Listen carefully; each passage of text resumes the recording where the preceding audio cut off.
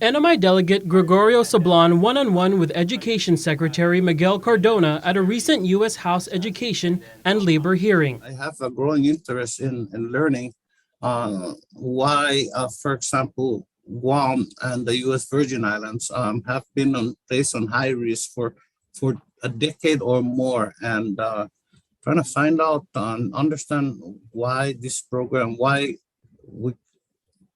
despite the effort that I know for at least for Guam, they continue to be placed in this situation. Sablan and members of Congress examined the policies and priorities of the U.S. Department of Education. His question comes on the heels of a recent visit to Guam by federal education officials who discussed the matter. The feds designated GDOE as a high-risk grantee in 2003 because of poor management and spending of federal funds. It forced the island's largest school system to hire a costly third-party fiduciary oversight to ensure GDOE is managing and spending federal dollars properly. Regionally, Sablan shared that the department approved $24 million worth of a supplemental education grant for the Marshall Islands and Federated States of Micronesia. It is important that we, the United States, keep its commitments to the freely associated states. Sablan also pressed the secretary on what the government will do to help schools bring back students and make up for lost time. Short term, as you mentioned, the American Rescue Plan provided funds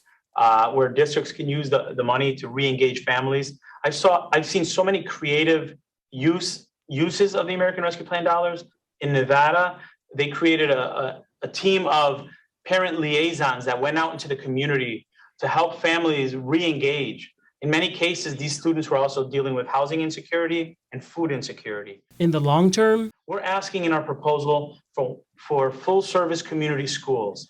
Those schools that did a better job re-engaging students were those schools that had a health center located there, that had access to food pantries for the students who are hungry, that had access to technology tools so students could be connected at home, and who had mental health support for students that were better developed than other schools. Tomas Manglona for KUAM News.